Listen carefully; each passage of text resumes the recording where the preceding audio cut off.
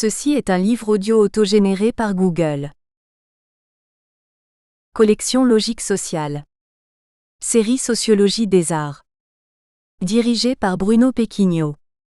Comme phénomène social, les arts se caractérisent par des processus de production et de diffusion qui leur sont propres.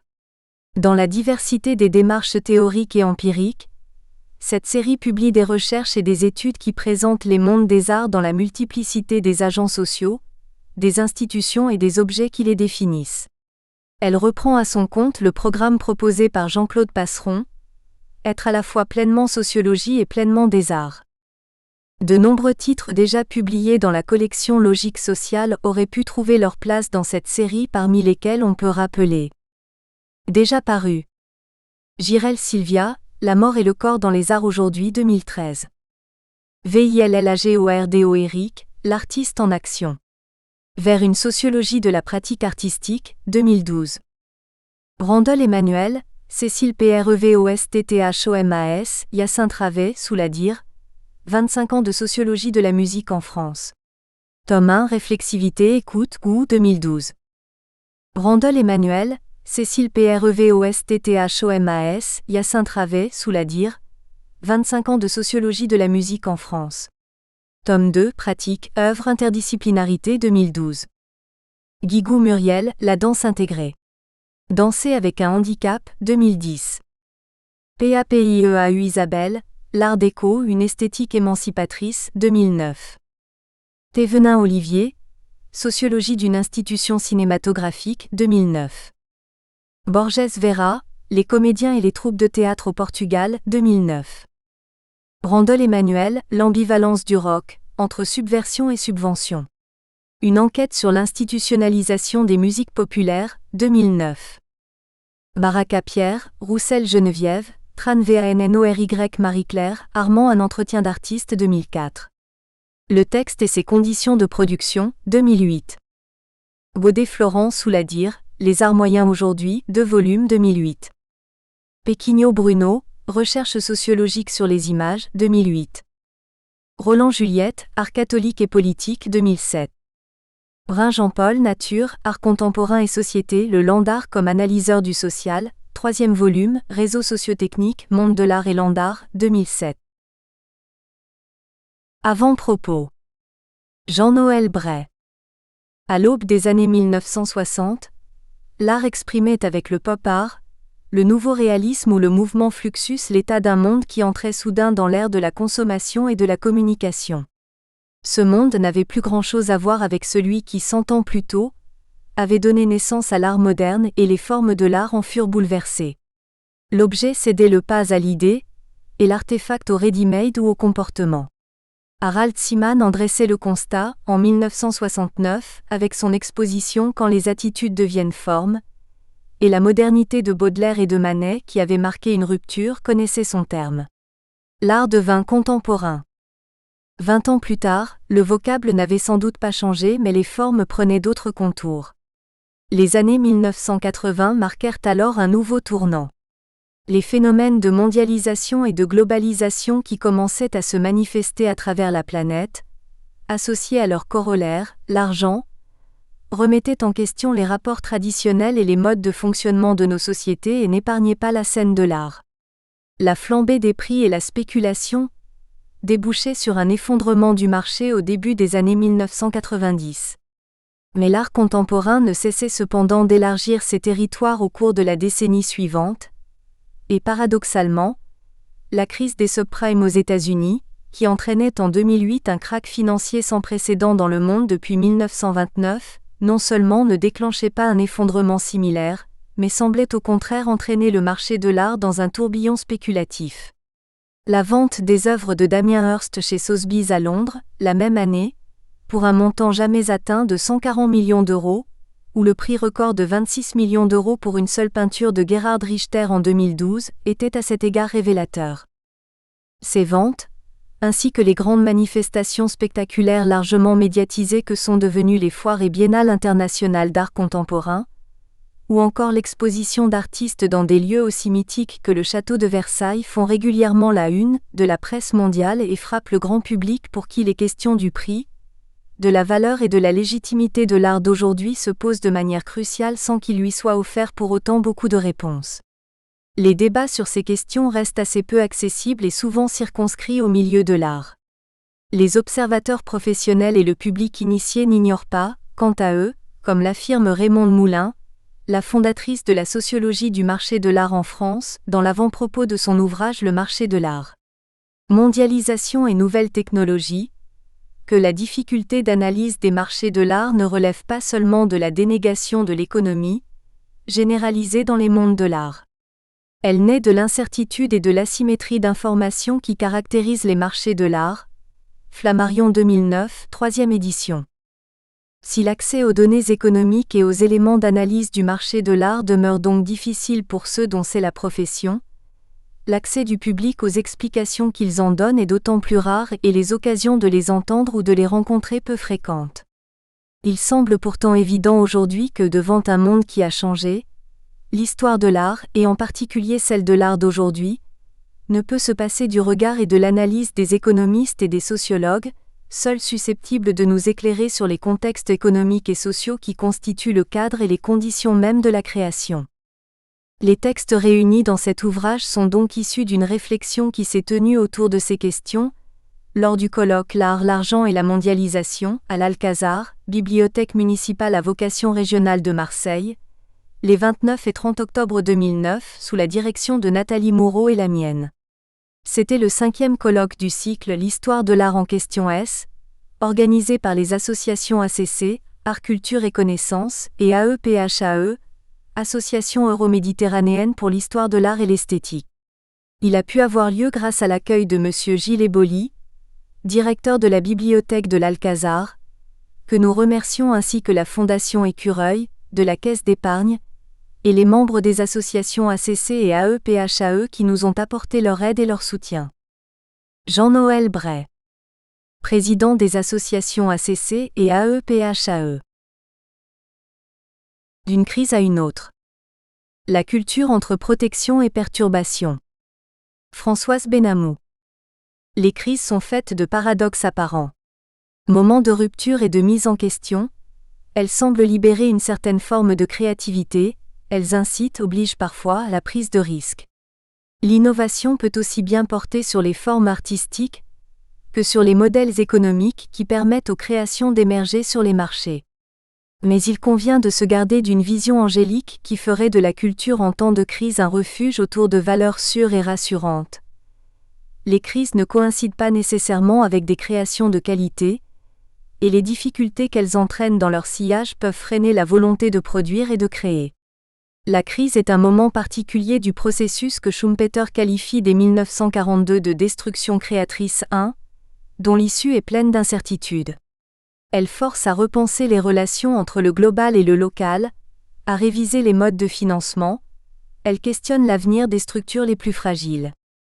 Lorsque John Maynard Keynes observe la manière dont la crise des années 1930 affecte la vie artistique, il décide de créer une association d'aide aux artistes.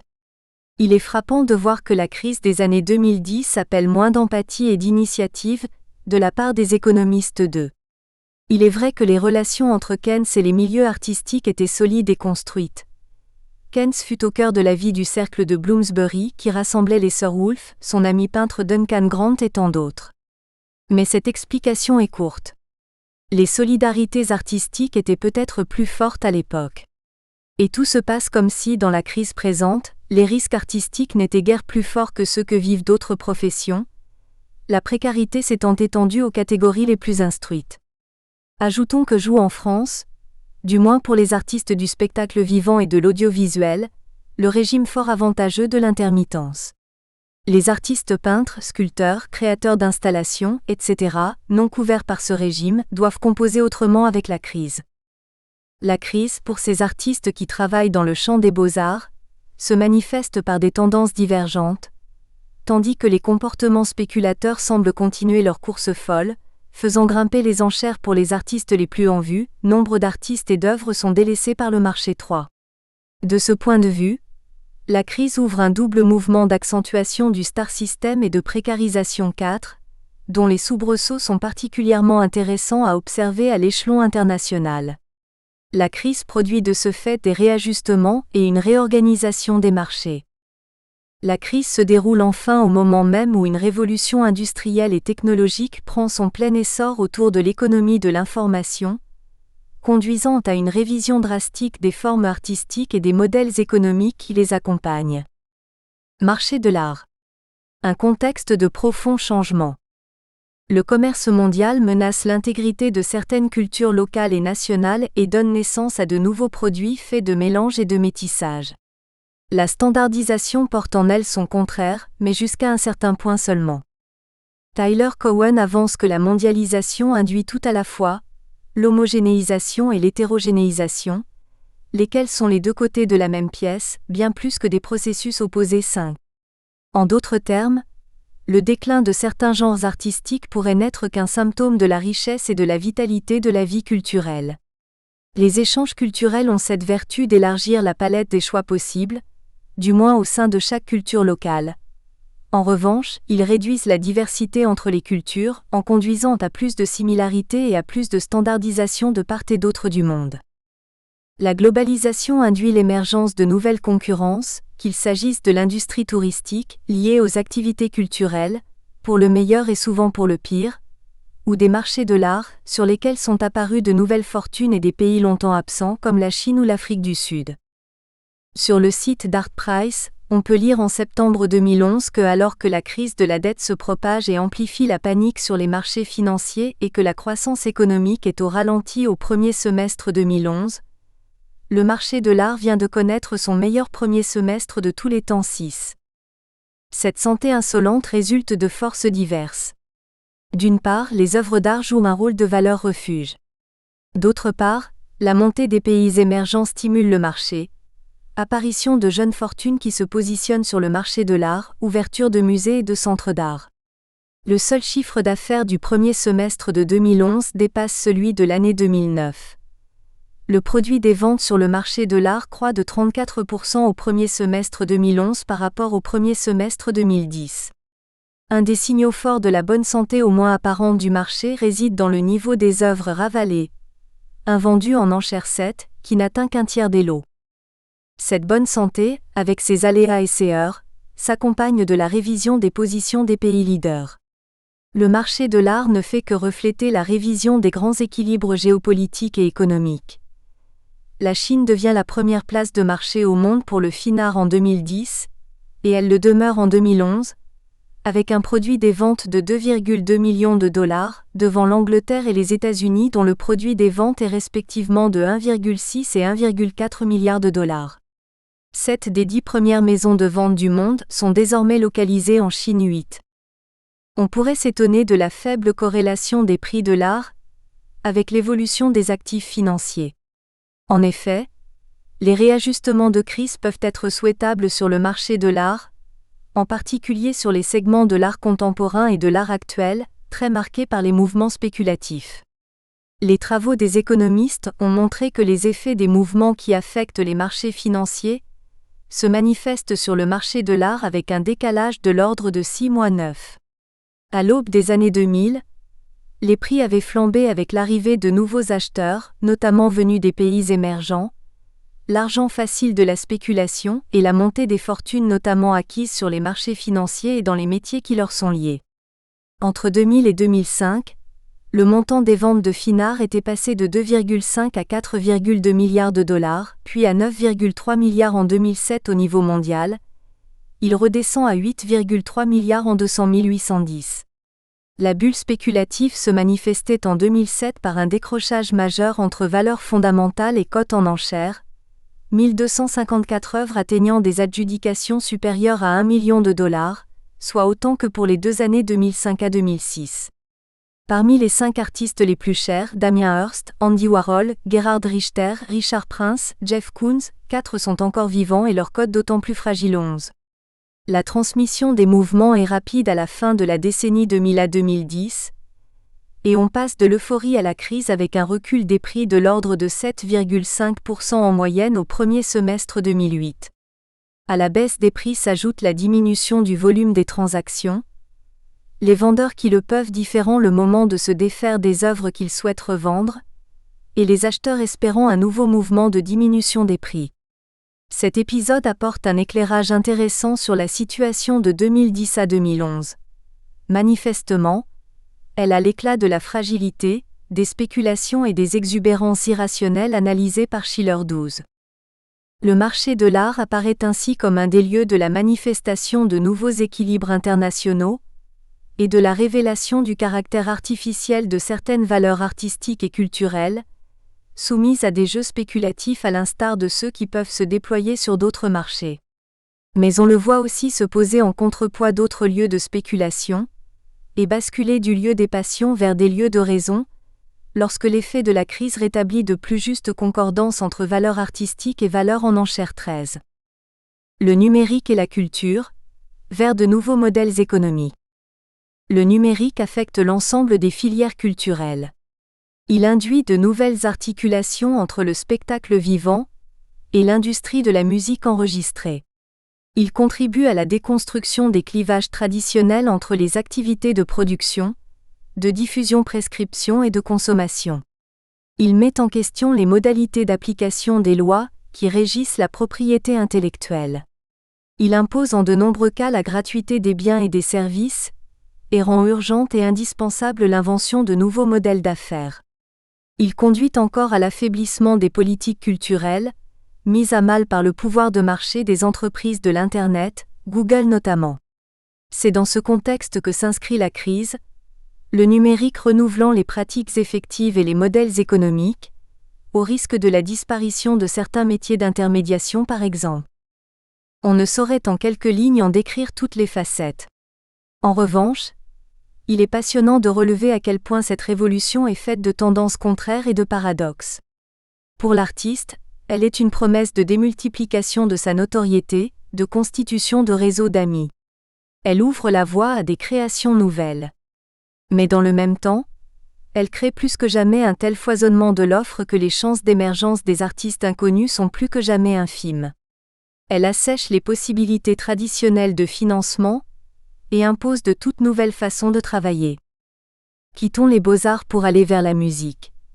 L'effondrement des revenus tirés de la musique enregistrée conduit les artistes les plus audacieux à de nouvelles combinatoires faites de tournées et de clips, ou de préfinancement par les internautes, comme dans les cas de My Major Company ou Radiohead 14.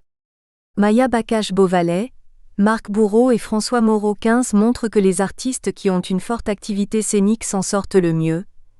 Tout se passe en effet comme si l'argent perdu du côté de la musique enregistrée était plus que compensé par l'argent gagné grâce au spectacle et aux tournées. Il est vrai que l'on peut supposer que les périodes de crise favorisent l'adoption de comportements, du côté des acheteurs-consommateurs, de recherche du moindre prix, si ce n'est de gratuité, concourant à la recherche obligée de financement d'une nouvelle origine. Les consommations culturelles. Refuge ou résilience ? L'inquiétude des ménages semble produire deux effets qui se conjuguent. Elle accentue les réflexes de substitution du gratuit au payant, et du pas cher au plus cher. C'est ainsi que sur le marché du livre, les bibliothèques voient leur fréquentation se renforcer avec une plus forte propension à l'emprunt, et que les acheteurs se tournent plus volontiers vers les collections en format poche chaque fois que possible. C'est sans nul doute la substitution du gratuit, légal et illégal, au payant qui conduit le secteur musical au bord du désastre, avec une baisse de moitié du chiffre d'affaires entre 2002 et 2008. La montée des ventes numériques ne compense pas le mouvement. Dans tous les cas, l'inquiétude menace la production de nouveautés et la prise de risques. Le mécénat, variable d'ajustement des temps de crise, bat lui aussi de l'aile. Il souffre d'une double concurrence. Celle qui se développe entre les établissements dans le cadre de la mondialisation de la vie culturelle, et celle qui oppose la sphère culturelle et la sphère sociale et humanitaire. En mai 2009, l'Association des musées américains, qui regroupe 3000 établissements, distribue un texte intitulé « Le guide de la survie » lors de sa conférence annuelle. Dans un pays qui rechigne devant l'appel aux deniers publics pour financer les activités culturelles, cette chute est catastrophique. Le gouverneur de Pennsylvanie ne s'en cache pas. Il ne saurait y avoir d'argent pour les équipements superflus 16. La situation est d'autant plus difficile que certains placements s'avèrent catastrophiques. Exemple parmi d'autres, Le musée d'art moderne de Seattle est soutenu par un organisme de crédit qui fait faillite en 2009, Washington Mutual. Les fonds du Metropolitan Museum diminuent d'eux-mêmes de 800 millions de dollars en 2009, de sorte que le budget de fonctionnement baisse de 10%, 250 emplois sont supprimés et la fermeture de 10 boutiques est décidée. Certains musées envisagent de se défaire d'œuvres, le principe du de-accessioning étant accepté aux États-Unis, au grand dam d'une large partie de la communauté des conservateurs qui ne tolèrent cette pratique que dans le but d'enrichir et de faire vivre les collections 17. En France, le mécénat n'est ni une solution, ni un désastre marquant le passage à une culture financée privativement, d'autant que les dégrèvements fiscaux qu'il permet en font porter l'essentiel du poids non pas sur le mécène mais sur l'État. On est ici renvoyé à toute la force de la culture en temps de crise. Elle souffre mais résiste, réclame des financements et parvient à contourner la propension de l'État au retrait dans un pied de nez aux détracteurs de l'effort public. Même le mécénat est pour partie au moins de la subvention déguisée. Conclusion. La crise appelle, d'évidence, de nouvelles régulations. Le privé et le public peuvent y trouver l'occasion de formes inédites de coopération. Au plan social, les leçons du keynésianisme devraient être appliquées à l'emploi culturel. Alors que Keynes soutenait les artistes en difficulté via des associations privées ad hoc, il acceptait de présider aux destinées du CEMA, Comité pour la promotion de la musique et des arts, futur Art Council anglais, en charge du versement de subventions aux activités culturelles. Au plan industriel et fiscal, les difficultés des petites entreprises innovantes, dans le champ artistique, appellent des aides ciblées afin de les aider à traverser la crise. Une fiscalité appropriée est un instrument déjà en œuvre pour le livre, taux réduit de TVA, label Lire pour les librairies de qualité ouvrant droit à des dégrèvements fiscaux. Sans doute le maillon le plus stratégique demeure celui de la distribution, menacé de prédation par des entreprises venues de l'informatique et des télécommunications, peu rompues aux logiques culturelles, et en situation de pouvoir devant les incertitudes propres à la sphère culturelle. La crise est en matière culturelle comme en d'autres domaines, un moment de déchirement et de menace, mais aussi de révision de modèles parfois essoufflés. Elle oblige à repenser les cadres anciens de la vie économique. Qu'elle puisse laisser au bord du chemin des pans entiers des structures industrielles est bien connue. Qu'elle menace l'activité de certains artistes l'est aussi. On peut s'inquiéter de la tentation toujours présente de céder aux sirènes de la notoriété et du divertissement facile, au détriment des œuvres plus exigeantes qui peinent à trouver leur public et leur source de financement dans les moments difficiles. Françoise Benamou. Économiste, professeur des universités. Note. 1. Tyler Cowen, Creative Destruction. How Globalization is Changing the World's Culture, Princeton University Press, 2002. 2. Confère. Françoise Benamou, Industrie culturelle. Accompagnement de la transition vers le numérique ou changement de paradigme, INPE Dokes et J.H. Lorenzi, Fin de monde ou sortie de crise. Perrin 2009, page 320 à 328. 3. 3 exemples en 2010. 44,85 millions de dollars pour Wenzhong et Defang chez Beijing Jiujing Co., 56,5 millions pour un Warhol chez De Pury & Co. et 95 millions pour un Picasso chez Christie's. Source, Artprice. 4. Confère. Françoise Benamou, L'économie du Star System Paris Odile Jacob, 2002. 5. Tyler Cowen, Opsite, page 129. 6. http://www.artmarketinsight.com/fr/11/08/30/bilan plus premier plus semestre plus. 7.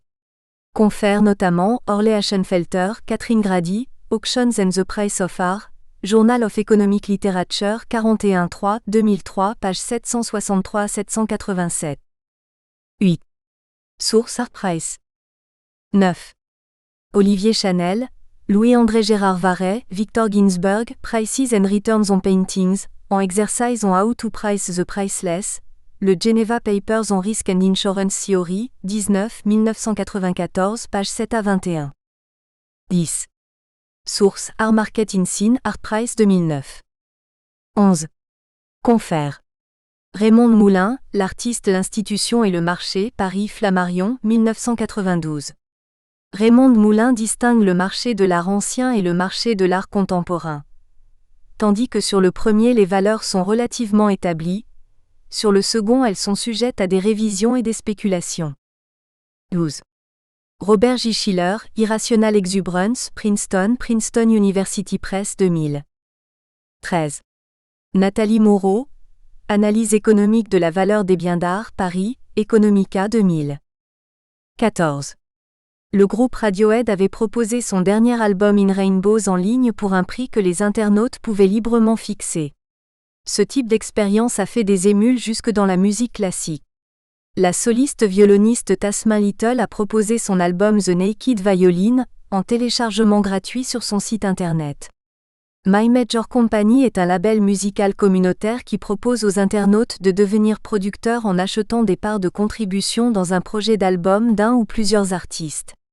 Le premier artiste produit à travers MMC fut Grégoire. 15. Maya Bakache-Beauvalet, Marc Bourreau et François Moreau, Portrait des musiciens à l'heure du numérique, Paris, édition de la rue d'Ulm, 2011. 16. En moyenne aux États-Unis, les recettes de billetterie des musées ne représentent que 5% des ressources, 41% des musées sont gratuits, et les subventions publiques une proportion du même ordre. L'essentiel des ressources provient des revenus des endowments, placements et du mécénat. 17. Confère. Benamou Françoise, L'économie de la culture, la découverte, 6e édition 2008, Col. Repère. Bibliographie. Aschenfelter Orley, Grady Catherine, Auctions and the Price of Art, Journal of Economic Literature 41-3, 2003, page 763-787. Benamou Françoise, L'économie du Star System, Paris, Odile Jacob, 2002. Benamou Françoise, Industrie culturelle. Accompagnement de la transition vers le numérique ou changement de paradigme, INPE Docquet CJH. Lorenzi, Fin de monde ou sortie de crise? Perrin 2009, page 320 à 328.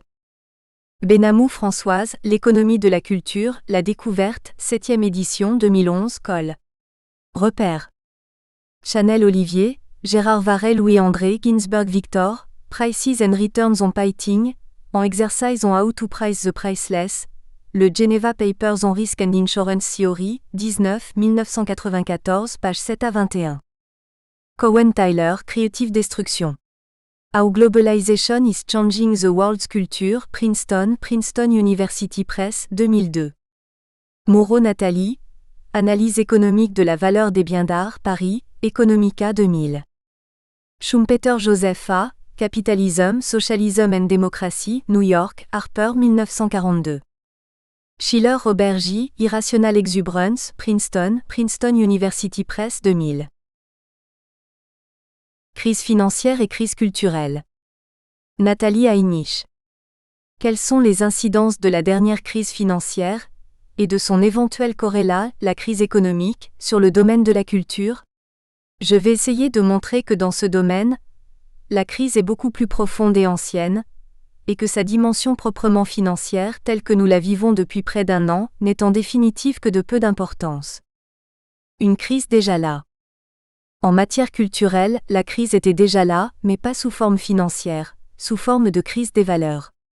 Aussi la crise financière actuelle n'apporte-t-elle que peu de changements, juste un dégonflement de la bulle spéculative sur les arts plastiques, et l'art contemporain en particulier.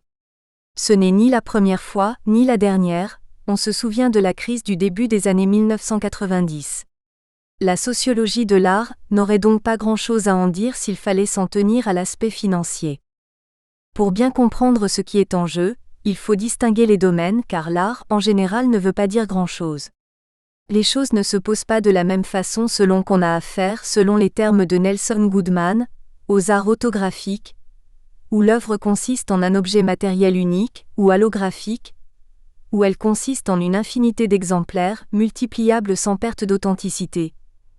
La crise financière ne touche évidemment pas de la même façon les arts plastiques, la littérature, le spectacle vivant ou les industries culturelles.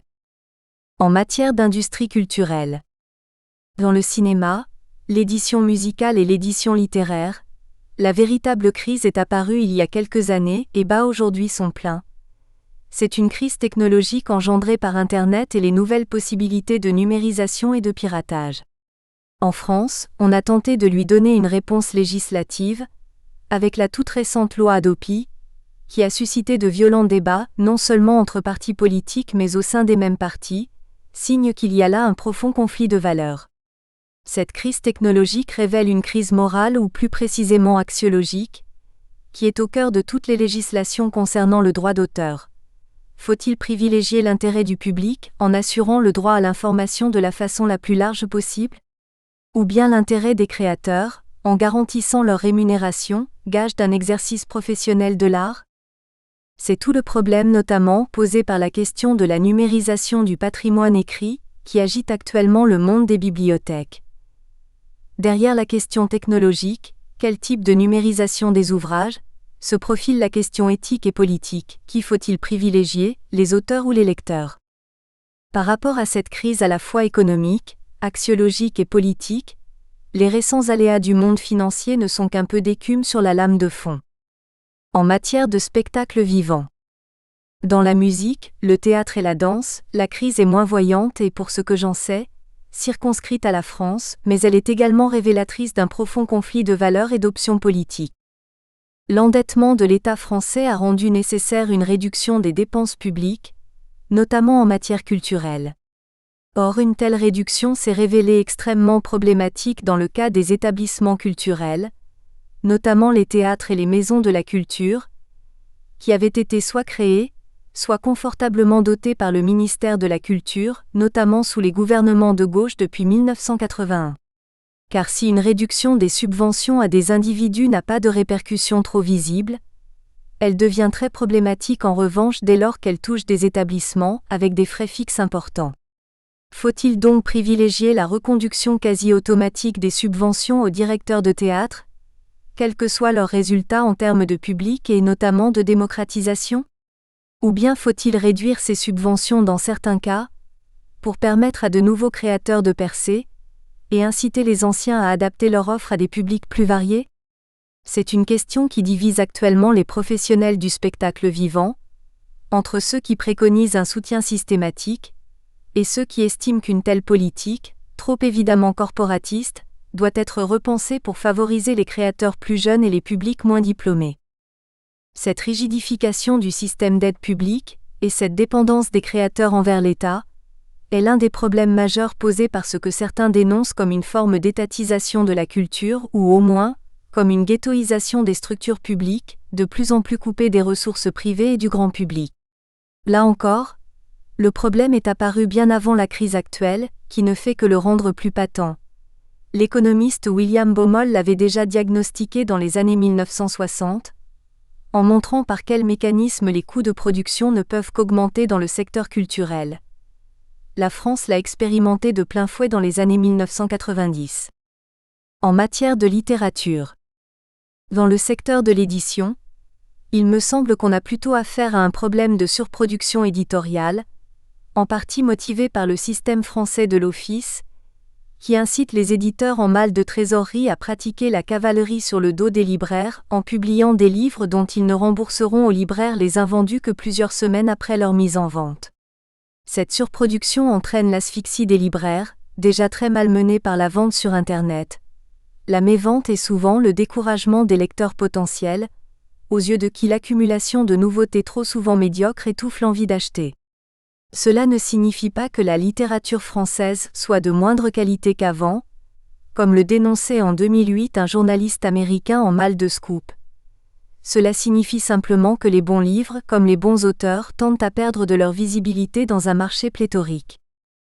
Peut-être qu'à cette crise éditoriale s'ajoute une crise de la création proprement littéraire, comme le suggèrent ceux qui déplorent notamment la tendance française à l'autofiction plutôt aux grandes fresques narratives. Mais c'est un débat qui relève de la critique littéraire, pas de la sociologie. Je ne peux donc rien en dire. En matière d'art contemporain. Ce qu'on appelle en France la crise de l'art contemporain a éclaté au début des années 1990 et dure encore. Elle n'oppose plus, comme jusqu'aux années 1970, les anciens aux modernes ou les partisans de la figuration à ceux de l'abstraction, et la droite à la gauche, mais l'art moderne à l'art contemporain, et les outsiders qui pratiquent la peinture en marge des institutions, aux established qui bénéficient de l'attention privilégiée portée par les pouvoirs publics aux expressions relevant de l'art contemporain, notamment les installations, les performances, la vidéo. Il s'agit donc avant tout d'une crise de définition de la notion même d'art et de création, une crise d'authenticité. Aux États-Unis, cette crise avait éclaté dès les années 1980 avec les Culture Wars, mais concernait principalement la question du financement public de la culture. Elle était donc beaucoup plus politique et morale que proprement esthétique. Quoique les termes en soient légèrement différents, l'une et l'autre crise posent la question de la forme, de la pertinence et de l'intensité de l'aide de l'État aux arts plastiques. En particulier, elles obligent, ou devraient obliger, si les questions étaient publiquement explicitées et débattues, à décider quelle direction doit être privilégiée, soit une politique de compensation, où les aides publiques se concentrent sur les seules expressions trop transgressives pour être directement assimilables par le marché, soit une politique de pluralisme, où elles se répartissent sur l'ensemble des genres en ciblant dans chacun les créations d'excellence. Et plus profondément encore, cette crise touche à la question des critères de définition de l'art lui-même, question qui est au cœur de la nature même de l'art contemporain. Conclusion. C'est dire que la crise des valeurs culturelles, en même temps que des politiques culturelles, a largement précédé la crise financière, et qu'elle est beaucoup plus ravageuse. Ce débordement du financier par l'axiologique est constitutif de la nature même des biens culturels. En effet, ils sont par définition investis de valeurs dont le propre est précisément de n'être pas réductible au prix qui leur est attribué. Les valeurs de plaisir esthétique, d'élévation morale de l'humanité, d'authenticité de l'expression personnelle, excèdent très largement la valeur proprement financière attribuée aux œuvres, d'où chez les esthètes, les stigmatisations récurrentes visant le marché de l'art, le commerce des œuvres, la non-concordance entre les prix trop élevés et les valeurs artistiques trop faibles, comme c'est le cas actuellement avec les vedettes de l'art contemporain sur le marché de l'art tels que Catalan, Koons ou Hearst, ou au contraire, les prix trop bas par rapport à une valeur artistique injustement sous-évaluée, comme dans le cas de Van Gogh, dont on ne cesse de déplorer la sous-estimation par ses contemporains. Du même coup, ceux qui cherchent dans l'art et la culture ce reste que ne peut appréhender l'économie classique, le plaisir des sens, l'expérience esthétique, l'élévation morale, voire une forme de transcendance, ne peuvent que se réjouir de voir se réduire grâce à la crise financière la valeur économique des biens culturels. La culture est sans doute l'un des rares, voire des seuls domaines où une crise financière peut être perçue par beaucoup comme bénéfique, en tant qu'elle remet la dimension économique à sa juste place, celle de la face émergée de l'iceberg. Certes, elle touche les biens et avec eux ceux qui en vivent ou y ont investi des capitaux, mais elle les touche précisément en tant qu'ils ne sont pas culturels. De sorte qu'elle permet de remettre au cœur des débats les questions essentielles, celles qui, via la politique et la définition du bien commun, touchent à l'intérêt général. Nathalie Heinisch, sociologue CNRS. La main visible des riches collectionneurs, dans la formation de la valeur artistique. Jean-Yves Leroux. Nathalie Moureau. Introduction. La littérature économique consacrée au marché de l'art contemporain s'est surtout focalisée depuis le célèbre papier de Baumol sur la question de l'investissement dans les biens d'art, 1986, confère par exemple Agnello 2002, Ulibarri 2009, Beggs & Grady 2008, Ify & O'Brien 2007, Worthington & Diggs 2006, etc. Moins de travaux ont traité de la valeur des biens d'art, Moureau-Sago-Duvorou 2007, Velters 2003, Bonus & Rondt 1997, Schneider et Pomren 1983, Frey & Pomren 1989, Gramp 1989, Hutter et Ali 2007, Des galeries ou des contrats, Cave 2000, Benamou & Ali 2001, Schoenfeld & Reinstoller 2007, Schubik 2002, Rengers & Velters 2002. Encore moins de recherches se sont intéressées à ces acteurs particuliers du marché que sont les collectionneurs, Bianchi 1997, alors que leur pouvoir n'a cessé de s'accroître. L'exemple d'un des collectionneurs les plus célèbres, le Britannique Charles Saatchi, à la fois arbitre et acteur majeur du marché de l'art contemporain qui a joué un rôle central pour la reconnaissance de la Young British Artist, atteste de l'importance de leur rôle pour la formation des valeurs artistiques, Bailey 2005. Par contraste, le faible degré de reconnaissance des artistes français sur le marché international de l'art serait la conséquence du manque de collectionneurs dans le pays. D'une part, parce qu'ils possèdent leur propre fondation ou parce qu'ils sont membres de conseils d'administration de musées, ces big patrons que sont les grands collectionneurs sont impliqués dans le processus de légitimation des artistes et d'autre part parce qu'ils ont les moyens d'acheter des quantités importantes d'œuvres sur le marché, ils ont une influence sur le niveau des prix. Par exemple, jusqu'en 2003, le montant des achats du collectionneur David Geffen sur le marché de l'art a atteint 800 millions de dollars. Dans cet article, nous nous focalisons sur ces big patrons et sur leur rôle dans la formation de la valeur artistique. À cet effet, nous avons constitué une base de données combinant la liste des 200 collectionneurs les plus influents fournis chaque année par Art News Magazine et les 2 listes des 100 plus grands artistes figurant dans le magazine Capital et sur le site web Artfact. Dans une première partie sera précisé le cadre théorique de notre analyse.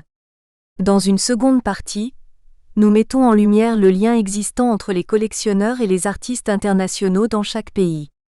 Pour terminer, nous identifions les variables ayant un impact sur la propension à collectionner et en déduisons des enseignements en matière de politique culturelle. Formation de la valeur artistique, cadre théorique. La sociologue Raymonde Moulin, 1992, a été la première à souligner l'imbrication du monde institutionnel et du monde marchand pour la construction de la qualité artistique.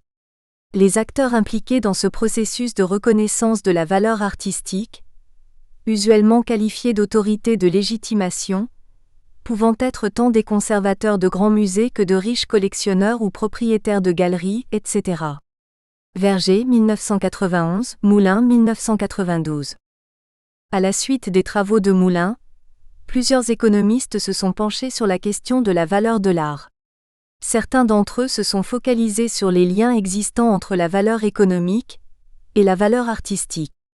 Alors que Gramp, 1989, s'est intéressé au lien entre la valeur artistique et le prix, Frey & Pomren, 1989, explique la valeur artistique d'un artiste par différents proxys, nombre d'expositions et prix des œuvres, temps écoulé depuis la première exposition de l'artiste, nombre de supports utilisés par l'artiste pour ses créations et prix de vente antérieurs.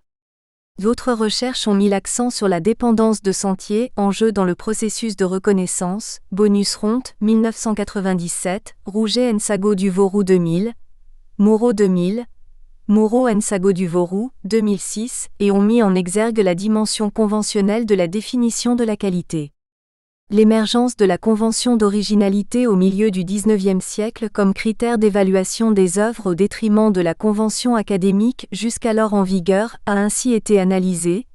Moreau-Sago du Vorou, 1992-2010. Si le critère d'originalité fournit un guide pour juger de la qualité des œuvres, il est loin de se suffire à lui-même. Toutes les créations innovantes n'entreront pas dans l'histoire de l'art, seules quelques-unes seront distinguées. Crédibilité et dépendance de sentiers. Se référant à la théorie évolutionniste, Bonus et Ronth, 1997, mettent en lumière ce processus de reconnaissance et insistent sur le poids déterminant de la dépendance de sentiers. Ils soulignent l'importance de la crédibilité des acteurs du monde de l'art pour compenser le manque de références objectives concernant la qualité des œuvres, cette crédibilité constituant le facteur déterminant du prix sur le marché. De la sorte, l'évaluation des œuvres d'art visuel s'inscrit dans un processus de dépendance de sentiers, générateur de crédibilité dans lequel les experts jouent un rôle clé. Ces auteurs ancrent leurs réflexions dans la théorie évolutionniste, selon laquelle un système soumis à des processus auto-renforçants peut déboucher sur plusieurs équilibres, la solution finalement obtenue dépendant d'une foule de petits événements qui échappent à notre connaissance. L'initiation du processus historique, qui résulte pour partie de petits événements et du hasard, est d'une grande importance parce qu'elle peut déterminer la solution qui s'imposera par la suite. Les auteurs montrent alors que l'action des experts sur le marché de l'art relève d'un tel processus. Nous espérons que vous avez apprécié cet aperçu.